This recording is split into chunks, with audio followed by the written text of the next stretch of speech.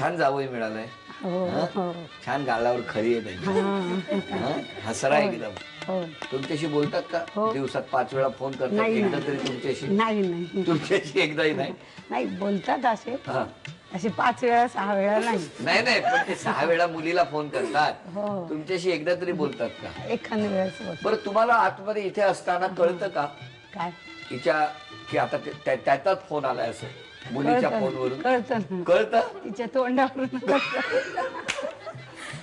लगेच कळतं की हा नेमका त्याचाच फोन आहे म्हणून. हो का? बरं. आता मुलीबद्दल सांगा. माझी मुलगी म्हणजे पहिलीपासून पहिला नंबरच मिळवते.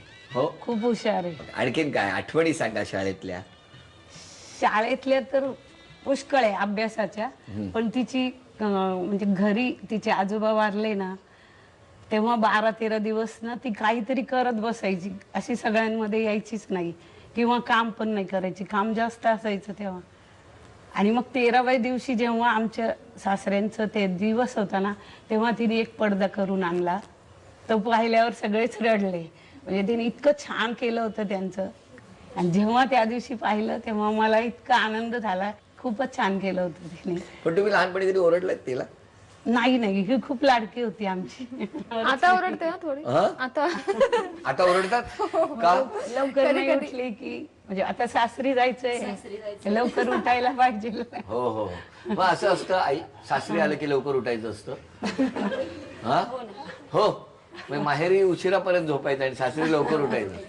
हो अरे वा. तुम्ही कितीला उठता? 5-5:30. अरे झोपा ना जरा 7 पर्यंत. तुम्ही उठता म्हणून सगळ्यांनी उठलं पाहिजे. 7 वाजता उठा ना. बर आता ही लक्ष्मी तुमच्याकडे येणार आहे.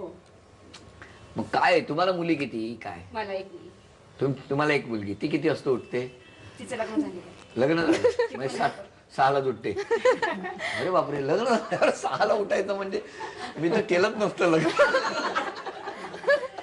हा म्हणजे मला टेन्शन झालं.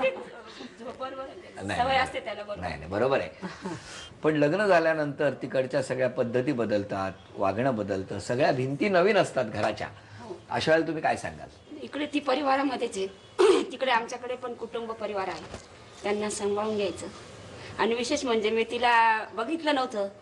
आज तुमच्या या कार्यक्रमामुळे मला तिला तिच्याशी तिच्या परिवाराशी बघायला भेटलं. तुम्ही याला बघितलंच नव्हतं? नाही मला तेवढ्यासाठी यायला लागलं दाखवण्याचा कार्यक्रम. आता मी पण इकडे सांगणं करायला आलोय. आमची ताई तुमच्या घरात येणार आहे तेव्हा आमच्या ताईचं काही चुकलं खोपलं तर मोठ्या मनानं क्षमा. बस मुलीप्रमाणे प्रेम करा, कारण तेच सांगणं करायला खास मी टोल भरला घोटीचा. आणि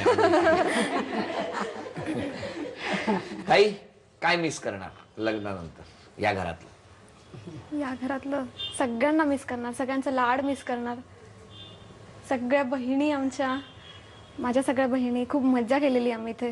या घरातलं फ्रीडम मिस करणार. उशिरा उठणं मिस करणार. आणि माझी लहान बहीण आहे, भव्या नाव आहे तिचं. भव्या? हो. बर.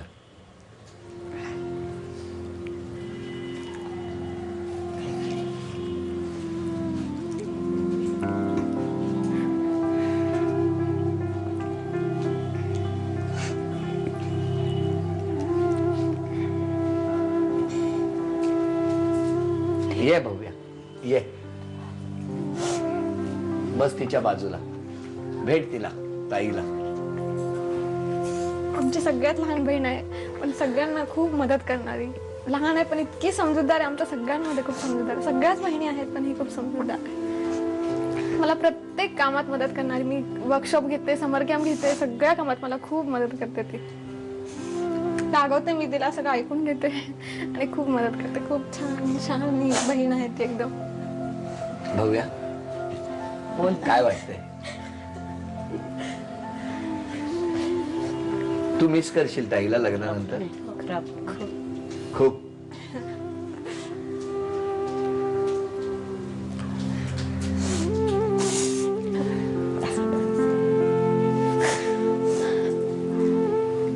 तू एक काम कर, टोल नाक्यावर सांगून ठेव की आमचे जिजाजी भाऊजी आले ना की त्यांना इथून पुढे मन मांडलं पाठवूच नका, कळलं का? मग ताई इथंच राहील. हं? असेच क्षण असतात.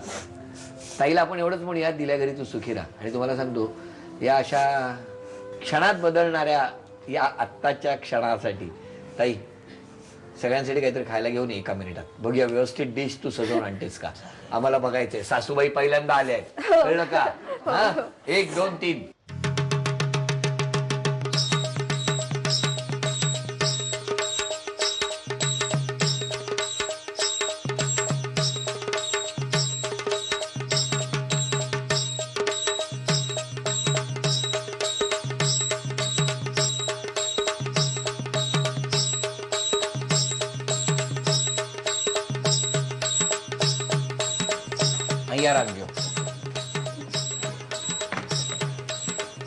काय सुंदर डिश करून आणलेली आहे.